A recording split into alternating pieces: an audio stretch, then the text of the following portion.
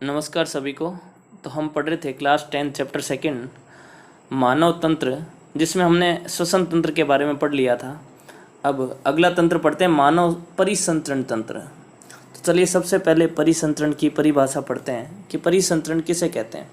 तो हमारे शरीर में पोषक पदार्थों को, अपशिष्ट पदार्थों को, जल को शरीर में एक स्थान से दूसरे स्थान तक पहुंचाने की क्रिया को परिसंचरण कहा जाता है।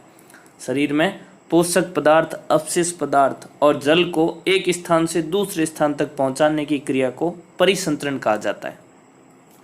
और इस परिसंचरण की क्रिया के लिए शरीर में कई अंग सम्मिलित रूप से कार्य करते हुए एक तंत्र का निर्माण करते हैं और इस तंत्र को हम परिसंचरण तंत्र कहते हैं, जिसकी परिभाषा इस प्रकार से भी हम बोल सकते हैं कि शरीर में पोषक पदार्थ, अपशिष्ट पदार्थ और जल को एक स्थान से दूसरे स्थान तक परिवहन करवाने वाले तंत्र को हम परिसंचरण तंत्र कहते हैं। तो ये इसकी परिभाषा हो जाएगी। अब इसके भाग देखते हैं। प्रमुख रूप से इसके 3 भाग हैं। एक होता है रुधिर, दूसरा होता है हृदय और तीसरा होता है रुधिर वाहिनियाँ। तो इन भागों के बारे में हम पढ़ते हैं। सबसे पहले हम रुधिर के बारे में पढ़ेंगे। तो चलिए रुधिर के बारे में पढ़ते हैं। देखिए सबसे पहले रुधिर की परिभाषा। रुधिर किसे कहते हैं? रुधिर यानी रक्त एक तरल संयोजी ऊतक है जो हमारे शरीर में पोषक और अपशिष्ट पदार्थों को और गैसों को एक स्थान से दूसरे स्थान तक परिवहन करवाता है। हमारे शरीर में रक्त क्या करता है? रक्त एक तरल संयोजी ऊतक है जो हमारे शरीर में पोषक और अपशिष्ट पदार्थों को और गैसों यानी ऑक्सीजन और कार्बन डाइऑक्साइड को शरीर में एक स्थान से दूसरे स्थान तक परिवहन करवाता है। अब इसमें पोषक पदार्थ कौन से होंगे? पोषक पदार्थ जो हमारी पाचन की क्रिया के अंदर जो अवशोषित होते हैं छोटी आंत के अंदर, वो पोषक पदार्थ होते हैं, वो रक्त के द्वारा पूरे शरीर की कोशिकाओं तक पहुंचाए जाते हैं। और अपशिष्ट पदार्थ कोशिकाओं में जो क्रियाएं होती है, उपापचयी क्रियाएं, उससे जो अपशिष्ट पदार्थ बनते हैं। और इसके अलावा जैसे हमारे यकृत के अंदर नाइट्रोजन अपशिष्ट पदार्थ बनते हैं, उनको किडनी तक पहुंचाना है, तो ये अपशिष्ट पदार्थों को परिवहन भी रुधिर ही करवाता है। इसके अलावा जो गैसें हैं, ऑक्सीजन है, उसको फेफड़ों से लेकर के हमारी शरीर की कोशिकाओं तक पहुंचाना और शरीर की कोशिकाओं में बनने वाली कार्बन डाइऑक्साइड को वापस फेफड़ों तक पहुंचाना, ये कार्य भी कौन करता है? रुधिर। तो ये रुधिर की परिभाषा हो जाएगी कि रक्त एक तरल संयोजी ऊतक है जो शरीर में पोषक और अपशिष्ट पदार्थों का और गैसों का एक स्थान से दूसरे स्थान तक परिवहन करता है। फिर रक्त की प्रकृति देखते हैं। रक्त की प्रकृति कैसी होती है? रक्त एक हल्का क्षारीय तरल पदार्थ है जिसका पीएच होता है 7.4। तो रक्त का पीएच होता है 7.4 और रक्त का रंग होता है लाल। उसका कारण है कि उसमें एक हीमोग्लोबिन नाम का वर्णक पाया जाता है। हीमोग्लोबिन की वजह से रक्त का रंग होता है लाल होता है। अब हमसे पूछा जाए हीमोग्लोबिन का रंग लाल क्यों होता है? क्योंकि उसके अंदर आयरन उपस्थित होता है। आयरन यानी लोहा उसके अंदर उपस्थित होता है, तो इसकी वजह से उसका रंग होता है वो लाल होता है। फिर देखो रक्त का निर्माण कहाँ होता है? रक्त का निर्माण होता है हमारे लाल अस्थि मज्जा यानी रेड बोन मैरो के अंदर होता है। ये क्षेत्र कहाँ होता है? ये हमारी हड्डियों के बीच की जो जगह है उसे कहते हैं रेड बोन मैरो या लाल अस्थि मज्जा, जहाँ पर हमारे रक्त का निर्माण होता है। लेकिन जो भ्रूण होता है, जो शिशु होता है, जो माँ के गर्भ में पल रहा होता है, उसके अंदर रक्त का जो निर्माण होता है वो प्लीहा के अंदर होता है, जिसको तिल्ली कहते हैं। ये हमारे अमाशय के नीचे की ओर एक अंग पाया जाता है, प्लीहा कहते हैं जिसको। उसमें इसका शिशु के लिए रक्त का निर्माण होता है। रक्त की जो शरीर में मात्रा होती है वो होती है करीब औसत मात्रा होती है 5 लीटर तक, यानी 4.4 से 5.4 के बीच में इसकी मात्रा रहती है, जो लगभग 5 लीटर के आसपास रहेगी, ये हम मान सकते हैं। तो ये रक्त की शरीर में मात्रा होती है। तो ये रक्त की परिभाषा और उससे जुड़ी हुई विशेष बातें। अब हम रक्त के भागों के बारे में पढ़ते हैं कि रक्त के कौन कौन से भाग होते हैं। तो रक्त में 2 तरह के भाग पाए जाते हैं, एक होता है तरल भाग, एक होता है ठोस भाग। तरल भाग को हम कहते हैं प्लाज्मा और ठोस भाग होता है कणिकाएं। तो ये कणिकामय भाग है जो छोटे कणों के रूप में होता है और एक तरल भाग होता है। तो कणिकामय भाग कौन कौन सा होगा? आरबीसी, डब्ल्यूबीसी और प्लेटलेट्स, यानी लाल रक्त कणिकाएं, श्वेत रक्त कणिकाएं और प्लेटलेट्स यानी बिंबाणु। तो हम सबसे पहले प्लाज्मा के बारे में पढ़ते हैं, तरल भाग के बारे में पढ़ते हैं। तो देखिए प्लाज्मा के बारे में। प्लाज्मा है वो एक तरल भाग है जैसा हमने पढ़ा, और ये रक्त का करीब 55% भाग होता है वो प्लाज्मा का होता है, यानी तरल भाग 55% भाग प्लाज्मा का होता है, और उसमें 92% तक उसमें जल होता है, 92% तक उसमें जल होता है, 8% उसमें कार्बनिक और अकार्बनिक पदार्थ पाए जाते हैं। ये पदार्थ कौन कौन से होते हैं? जैसे कुछ प्रोटीन है, ग्लूकोज है, वसीय अम्ल है, कुछ हार्मोन है, ये कार्बनिक पदार्थ होंगे। और अकार्बनिक पदार्थ कुछ क्षारीय लवण होते हैं, रक्त के अंदर उपस्थित होते हैं, ये अकार्बनिक पदार्थ होते हैं। और क्षारीय लवण होने की वजह से ही रक्त की प्रकृति कैसी होती है? क्षारीय, इसलिए इसका पीएच 7.4 के आसपास रहता है। तो रक्त की प्रकृति क्षारीय इसी वजह से होती है क्योंकि उसमें क्षारीय लवण पाए जाते हैं। तो इसके अलावा प्लाज्मा के अंदर और क्या पाया जाता है? प्लाज्मा के अंदर रक्त का थक्का बनाने के लिए आवश्यक जो प्रोटीन होते हैं, जैसे प्रोथ्रोम्बिन है, ये प्रोटीन भी इस प्लाज्मा के क्षेत्र में ही पाए जाते हैं जो रक्त का थक्का बनाने का कार्य करते हैं। तब अगला भाग हम पढ़ते हैं, जो ठोस या कणिकामय जो भाग है उसके बारे में पढ़ते हैं। ठोस कणिकामय भाग के अंदर सबसे पहला भाग है आरबीसी। आरबीसी यानी लाल रुधिर कोशिकाएं। हमारा जो ठोस भाग है वो लगभग सभी भागों का मिला करके 45% तक होता है, यानी जो हमने देखे थे यहाँ पर, ये जो तरल भाग है जो प्लाज्मा का, हमने देखा था कि प्लाज्मा का जो भाग है वो 55% तक रहता है, यानी ठोस भाग कितने प्रतिशत रहेगा? 45% तक रहता है। तो हम पढ़ रहे हैं सबसे पहला भाग आरबीसी। आरबीसी के बारे में पढ़ रहे हैं। तो देखिए, आरबीसी के बारे में हमने सबसे पहले पढ़ा कि इसको लाल रुधिर कोशिकाएं कहते हैं, जिसका कणिकामय भाग का 99% तक जो भाग होता है, कणिकामय भाग का 99% तक भाग होता है वो आरबीसी का होता है, लाल रुधिर कोशिकाएं। तो ये होती कैसी है वास्तव में? इनका आकार और रंग, इनका आकार अंडाकार या गोल कह सकते हैं, और ये हल्के पीले रंग की होती है, लेकिन फिर भी इसका रंग लाल होता है क्योंकि इसके अंदर हीमोग्लोबिन नाम का प्रोटीन पाया जाता है। इसकी वजह से इसका रंग कैसा हो जाता है? लाल हो जाता है। और ये एक केंद्रक विहीन कोशिका है। हमारे शरीर के अंदर ये एक केंद्रक विहीन कोशिका है, ये ध्यान रखना, इसमें केंद्रक नहीं पाया जाता है। और इसकी जो औसत आयु होती है वो होती है 120 दिन। हर 120 दिन के बाद में नई आरबीसी की कोशिकाएं बनती है, यानी करीब करीब 4 महीने के अंदर हमारा नया रक्त का निर्माण होता है। इसलिए ब्लड डोनेट करना चाहिए क्योंकि हर 4 महीने के बाद में नई आरबीसी की सेल्स बनेगी, और ब्लड डोनेट करते हैं तो वो उससे पहले बनती है, यानी बॉडी के अंदर एनर्जी रिकवर है वो जल्दी होती है। तो देखिए, आरबीसी की कमी से रोग कौन सा होता है? एनीमिया, यानी रक्त की कमी, एनीमिया नामक रोग हो जाता है, जो अक्सर महिलाओं के अंदर होने वाला एक प्रमुख रोग है।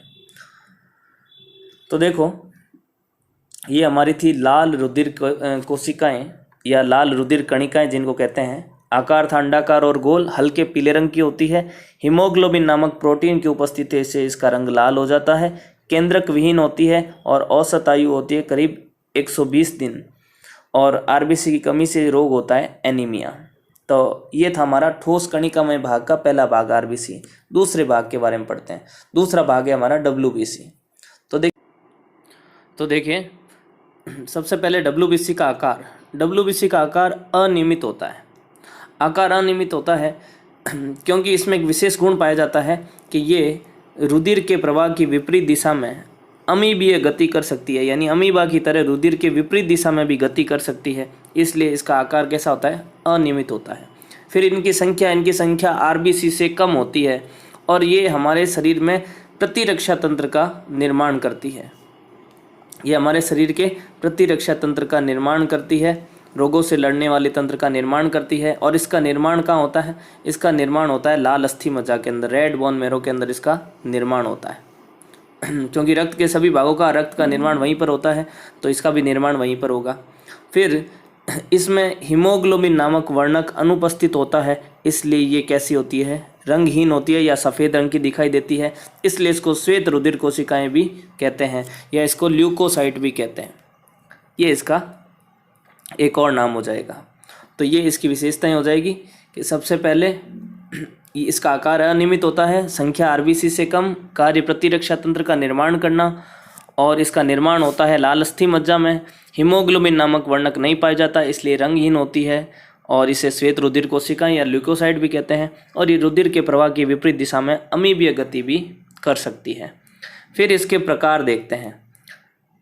ये जो डब्ल्यूबीसी की कोशिकाएं हैं, इसमें इसके जो कोशिका द्रव्य के अंदर कणिकाएं पाई जाएगी या नहीं पाई जाएगी, इस आधार पर इसको दो भागों में बांटा गया है। एक इसे कहते हैं, यदि कणिकाएं पाई जाती है तो इसे कहते हैं कणिकाणु या ग्रेन्युलोसाइट। यदि कणिकाएं अनुपस्थित होती है तो इसे कहते हैं अकणिकाणु या अग्रेन्युलोसाइट कहते हैं इसको। फिर इसमें जो कणिकाणु है उसे 3 भागों में बांटा गया। इसको इस आधार पर बांटा गया कि जब इसकी स्लाइड बनाई जाती है तो स्लाइड में जो रंजक या जो डाई उपयोग में ली जाती है उसकी प्रकृति एसिडिक होगी या बेसिक यानी अम्लीय होगी या क्षारीय होगी। उस आधार पर इसको 3 भागों में बांटा गया। यदि उस डाई की प्रकृति अम्लीय होती है तो प्राप्त होने वाली डब्ल्यूबीसी इयोसिनोफिल होगी। यदि उसकी प्रकृति बेसिक होगी यानी क्षारीय होगी तो फिर वो डब्ल्यूबीसी बेसोफिल होगी। और यदि उसकी प्रकृति अम्लीय और क्षारीय दोनों से ही वो रंजक के रूप में उसको इस्तेमाल किया जा सकता है तो इसकी प्रकृति कैसी होगी, उससे कहते हैं न्यूट्रोफिल कहते हैं। तो इस आधार पर उपयोग में ली जाने वाली डाई के आधार पर इसको 3 भागों में बांटा गया, एक न्यूट्रोफिल, एक इयोसिनोफिल, एक बेसोफिल, जिनमें न्यूट्रोफिल की संख्या सबसे अधिक होती है। यदि हमसे पूछा जाए कि सबसे अधिक जो डब्ल्यूबीसी है कौन सी पाई जाती है, रक्त में सबसे अधिक न्यूट्रोफिल नाम की डब्ल्यूबीसी पाई जाएगी। फिर अकणिकाणु, जिसको इसकी क्रिया के आधार पर 2 भागों में बांटा गया, लिम्फोसाइट और मोनोसाइट। लिम्फोसाइट हमारे प्रतिरक्षा प्रदान करने वाली प्राथमिक कोशिकाएं हैं। हमारी प्राथमिक कोशिकाएं हैं जो हमारी प्रतिरक्षा तंत्र का निर्माण करती है, सबसे पहले सुरक्षात्मक आवरण का निर्माण करती है। इसको 3 भागों में बांटा गया, बी लिम्फोसाइट, टी लिम्फोसाइट और प्राकृतिक मारक कोशिकाएं। और दूसरे प्रकार की होगी मोनोसाइट, जो परिपक्व होकर के महाभक्षक कोशिकाओं में रूपांतरित हो जाती है। तो इस तरह से इसको 2 भागों में बांटा गया, कणिकाणु और अकणिकाणु, जिसमें हमारी जो इयोसिनोफिल और बेसोफिल है, जो हमारी एलर्जी जैसी जो क्रियाएं हैं शरीर में, एलर्जी जैसी क्रियाओं से हमें सुरक्षा प्रदान करती है।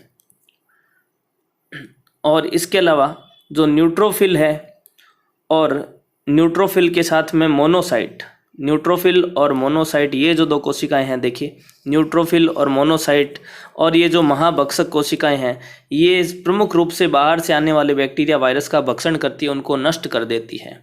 और ये लिम्फोसाइट क्या करती है, लिम्फोसाइट हमारे शरीर में प्रतिरक्षा उत्पन्न करने वाली, एंटीबॉडी का निर्माण करने वाली प्राथमिक कोशिकाएं हैं जो प्रतिरक्षा तंत्र को निर्मित करती हैं। तो ये हमारा हो जाएगा डब्ल्यूबीसी। अगला भाग पढ़ते हैं, यानी बिंबाणु यानी प्लेटलेट्स। तो नेक्स्ट भाग बिंबाणु के बारे में देखते हैं। प्लेटलेट्स, जिसको बिंबाणु भी कहते हैं या जिसको थ्रोम्बोसाइट भी कहा जाता है। प्लेटलेट्स, बिंबाणु यानी थ्रोम्बोसाइट। तो इनकी संख्या पे बात करते हैं। इनकी संख्या आरबीसी से कम होती है, यानी अगर रक्त में मात्रा देखी जाए तो 3 लाख प्रति घन मिलीमीटर के रूप में इनकी संख्या पाई जाती है शरीर के अंदर, और इनका औसत जीवन काल होता है 10 दिन। तो ये केंद्रक विहीन कोशिकाएं हैं, इनमें भी केंद्रक नहीं पाया जाता। तो जैसे हमने पढ़ा था कि आरबीसी में केंद्रक नहीं पाया जाता, वैसे प्लेटलेट्स में भी केंद्रक नहीं पाया जाता। डब्ल्यूबीसी में केंद्रक पाया जाता है। हमारे शरीर की 2 ही कोशिकाएं हैं, आरबीसी और ये प्लेटलेट, जिनमें केंद्रक नहीं पाया जाता।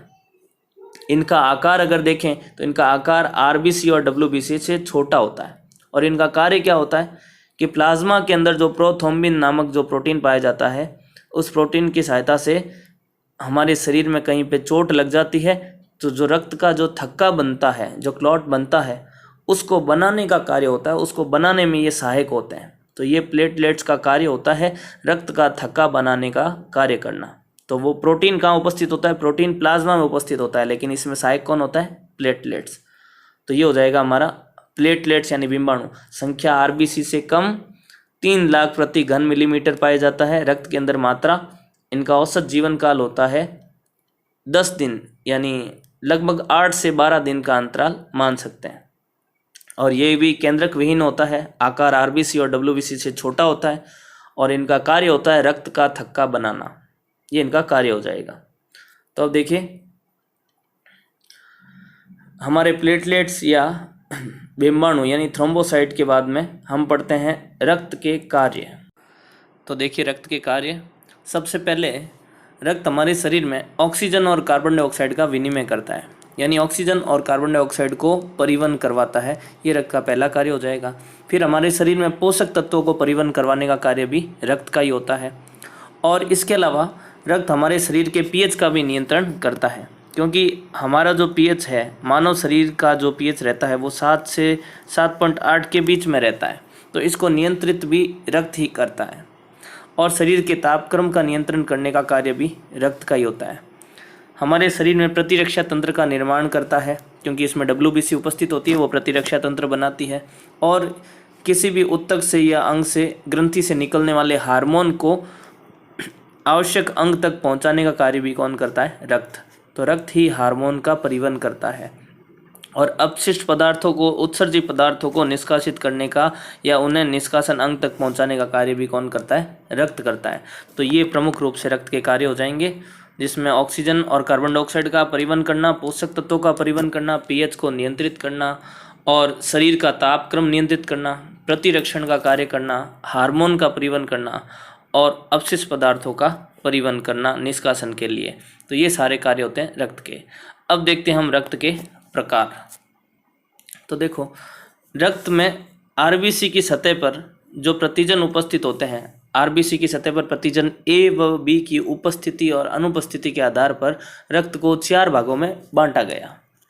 यदि आरबीसी की सतह पर प्रतिजन ए पाया जाएगा तो उसका ब्लड ग्रुप होगा ए। यदि प्रतिजन बी पाया जाएगा तो ब्लड ग्रुप होगा बी। यदि आरबीसी की सतह पर ए और बी दोनों प्रतिजन उपस्थित है तो उसका ब्लड ग्रुप होगा ए बी। और यदि उसकी सतह पर दोनों ही प्रतिजन नहीं है तो फिर उसका ब्लड ग्रुप होगा ए। तो इस तरह से प्रतिजन के आधार पर रक्त कितने प्रकार का हो गया? 4 प्रकार का, ए बी और ओ। तो इस समूह को ए बी ओ समूह कहते हैं और इस व्यवस्था को ए बी ओ समूहीकरण कहते हैं।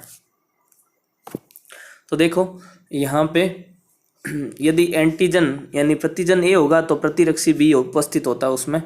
जैसे मान लो प्रतिजन ए उपस्थित है तो उसका ब्लड ग्रुप होगा ए और उसमें एंटीबॉडी होगा बी। और यदि एंटीजन बी है तो ब्लड ग्रुप होगा बी। ए और बी दोनों हैं तो ब्लड ग्रुप होगा ए बी। तो इसमें एंटीबॉडी होगा ए। इसमें दोनों ही प्रतिजन उपस्थित है तो इसमें एंटीबॉडी उपस्थिति नहीं होता है, अनुपस्थित होता है। और अनुपस्थित होता है एंटीबॉडी, इसलिए ये सभी से रक्त को ग्रहण कर सकता है, ये सभी से रक्त को ग्रहण कर सकता है, ये सार्वत्रिक ग्राही होता है। तो ए बी रक्त समूह सार्वत्रिक ग्राही सबसे ग्रहण कर सकता है क्योंकि इसमें एंटीबॉडी उपस्थित नहीं होते हैं। इसी तरह से जो ब्लड ग्रुप ओ होता है उसमें कोई भी प्रतिजन उपस्थित नहीं होता है, इसलिए वो सभी को रक्त दे सकता है, इसलिए इसको सार्वत्रिक दाता कहते हैं। ये सबको रक्त दे सकता है, ये सबसे ले सकता है, ये सबको दे सकता है। तो यहाँ पे ब्लड ग्रुप ओ के अंदर कोई भी एंटीजन नहीं था और उसमें दोनों एंटीबॉडी दोनों उपस्थित होंगे ए और बी के लिए, इसलिए वो केवल ले ब्लड ग्रुप ओ से ही सकता है लेकिन दे सबको सकता है, इसलिए सार्वत्रिक दाता है और ए बी सार्वत्रिक ग्राही है। तो इसी तरह से ब्लड ग्रुप यदि ए होगा तो वो ए और ओ से ले सकता है, बी और दे सकता है ए और ए बी को। और ब्लड ग्रुप बी होगा वो, देखो ब्लड ग्रुप बी होगा तो वो बी से और ओ से ले सकता है और बी और ए बी को दे सकता है। और ए बी ये सबसे ले सकता है लेकिन दे केवल ए बी को सकता है। इसी तरह से ब्लड ग्रुप ओ होगा, वो केवल ले सकता है ओ से लेकिन सबको दे सकता है ब्लड। तो इस तरह से रक्त होगा वो 4 प्रकार का हो गया, ए बी और ओ। तो आरबीसी की सतह पर ए और बी प्रतिजन के अलावा एक और प्रतिजन पाया जाता है, उसे हम कहते हैं RH कारक। तो RH प्रतिजन उपस्थित होता है आरबीसी की सतह पर, उसके आधार पर रक्त को 2 रूपों में और बांटा गया। यदि RH कारक उपस्थित होगा यानी RH प्रतिजन उपस्थित होगा तो उसे कहेंगे RH धनात्मक, और यदि अनुपस्थित होगा तो उसे कहेंगे RH ऋणात्मक। तो जो ब्लड ग्रुप पॉजिटिव और नेगेटिव होता है वो RH प्रतिजन की वजह से होता है। तो अब जैसे ब्लड ग्रुप ए है तो वो अब दो रूपों में बंट जाएगा, ए पॉजिटिव और ए नेगेटिव। यदि RH कारक उपस्थित है तो ए पॉजिटिव, यदि अनुपस्थित है तो ए नेगेटिव हो जाएगा। तो दुनिया में 80% लोग हैं वो RH धनात्मक रूप में उनका ब्लड ग्रुप पाया जाता है। तो इस तरह से हमारा रक्त के प्रकार पूरे हो जाएंगे।